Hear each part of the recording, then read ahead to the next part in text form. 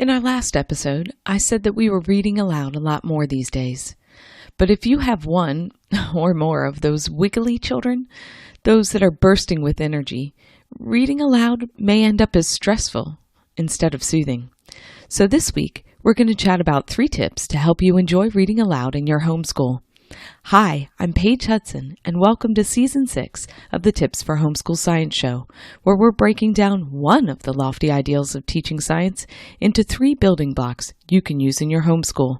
In this episode, I'm going to share 3 tips for reading aloud in your homeschool.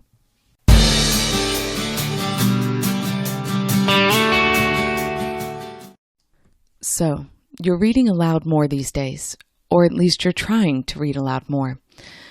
But you find that one of your kids is rolling around and making funny faces. Another one interrupts every 5 seconds. And then one of them jumps up to grab something.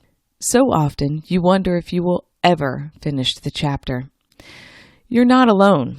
All those pictures of families cuddling together during read aloud time, those ones that you're aspiring to match, well, the truth is, most of those are staged. Read aloud time looks different from home to home. Sometimes you're on the couch together. Sometimes you're doing an art project as an audiobook plays in the background. Sometimes the kids are building the tallest tower as you read. Sometimes the kids are eating a snack while you read.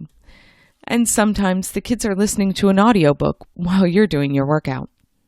Our read aloud times have looked like all of these scenarios at one time or another.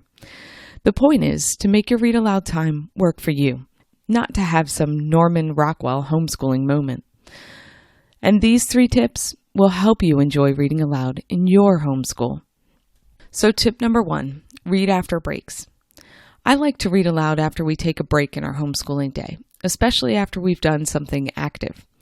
We may read aloud after we clean up from a meal or after we've been running around outside.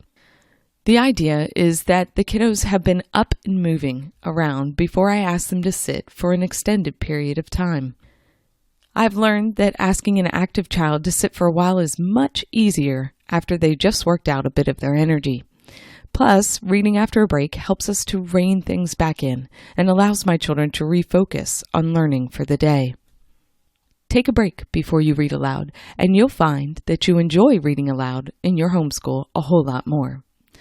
So tip number 2, keep hands busy. When I read aloud to younger kids, I usually keep a bucket of Legos or a set of Magna-Tiles close, basically something that they can quietly build with.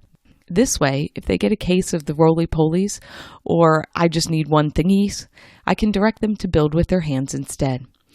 I have found that active listening works wonders for kiddos who have lots of pent-up energy. I shared a video about how this works for us a few years back, and I'll add that link to the show notes. But basically, my rule is that if you can do it with very little noise, you can do it while I read aloud. The only exception to this is electronics. I found that my kiddos can't listen and play on the computer, the DS, or whatever it is for that day at the same time. So keep their hands busy as you read aloud, and you'll find that you enjoy reading aloud a lot more in your homeschool. And tip number 3, pause and discuss. So every few pages or after an exciting part in the chapter, I will pause to ask questions. I do this because I want to see if my children are actually concentrating on what I'm reading and that their minds aren't wandering. I'll ask questions like, can you believe that happened? Or what do you think will happen next? This helps me know that my kiddos are listening. Then, when we're done reading the whole chapter, or the amount I had planned for the day, I always take about 5 to 10 minutes to discuss what we just read. If we're reading for school, I'll ask them to give me an oral or written narration. If we're just reading for enjoyment, I'll skip it.